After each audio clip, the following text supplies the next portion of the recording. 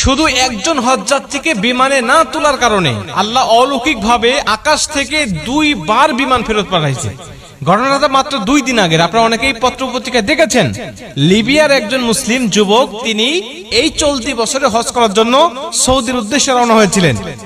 উনি যখন immigration pass করে, বোর্ডিং পাস করে যখন তিনি চলে আসছেন বিমানে উঠবেন, সর্বশেষ যাত্রী তিনি বিমানে ওঠার জন্য। উনি যখন উঠবেন তখন সিকিউরিটি গার্ড তাকে বলছেন যে আপনার পাসপোর্ট জনিত সিকিউরিটি ইস্যু রয়েছে, এর কারণে আপনি বিমানে উঠতে পারবেন না, আপনার হজে যাওয়া হবে না। উনি বলছেন যে আমাকে যখন বাধা দিল আমার মধ্যে কোনো হতাশা কাজ করতেছিল না, কারণ আমার মধ্যে প্রবল ইচ্ছা আর আগ্রহ ছিল যে আল্লাহ অবশ্যই আমাকে মক্কায় নিয়ে যাবে, আমাকে হজ করার জন্য নিয়ে যাবে। সিকিউরিটি গার্ডের আমাকে সান্ত্বনা দিতে লাগলেন, দেখেন যে আপনার সমস্যার কারণে আপনি যেতে পারবেন না, আল্লাহ বাঁচায় রাখলে আপনি আপনার সামনেবার যাবেন। তো উনি বলছেন দেখেন আমি হজ করার জন্য নিয়ত করেছি এবং বাসা থেকে বের হয়ে আসছি, নিয়ত করার দায়িত্ব আমার আর নিয়ে যাওয়ার দায়িত্ব আল্লাহ পাকের। অতএব আমি যেহেতু এখান পর্যন্ত চলে আসছি, আপনারা বিশ্বাস করেন এই বিমান যাবে না, আমাকে না নিয়ে এই বিমান যাবে না। উনি কথাটা বলতে বলতে বিমান স্টার্ট হয়ে গেছে, দরজা বন্ধ করে দিয়ে চলে গেছে।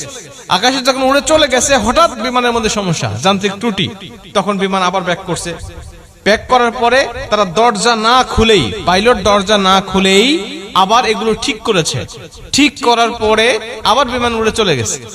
আবার যখন উড়ে চলে গেছে একই সমস্যা। বিমান তো অবাক, আমরা ঠিক করলাম, ভালো বিমান নিয়ে আকাশে উড়লাম, আবার ত্রুটি দেখা দিল, আবার গিয়ে ঠিক করলাম, আবার চলে আসলাম, আবার একই সমস্যা দেখা দিল। উনি বলছেন আমি দ্বিতীয়বার আল্লাহর কসম করে বলছি যে আল্লাহর কসম, ওই আমের আল মাহদি যতক্ষণ পর্যন্ত আমার বিমানে না উঠবে ততক্ষণ পর্যন্ত আমি বিমান আকাশে উড়াবো না। উনি কসম করে এখানে নিয়ে আসছেন, নিয়ে এসে বলছেন যে আপনি বিমানে ওঠেন, এবং আপনাকে না নিয়ে যাওয়ার কারণে আল্লাহ অলৌকিকভাবে আমার বিমানের মধ্যে 2 বার একই সমস্যা দিয়েছে, যে সমস্যার সমাধান আমরা করেছি, কিন্তু আপনাকে না নিয়ে গেলেই সমস্যা আবার নতুন করে সৃষ্টি হচ্ছে।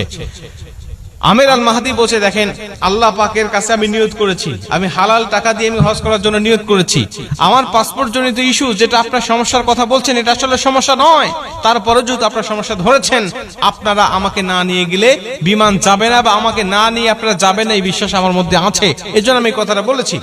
সবাই তাকে তো আগ্রহ করে ধরলেন এবং সবাই তাকে বিভিন্নভাবে সংবর্ধনা এবং সম্মানিত করতে লাগলেন।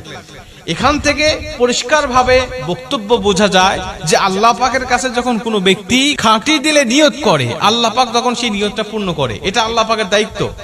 বান্দার চেষ্টা যখন শেষ, আল্লাহ পাকের সাহায্য তখন থেকে তার শুরু হয়ে যায়। বান্দা ইচ্ছা করলেই বিমানটাকে আটকে রাখতে পারবে না, কারণ এটা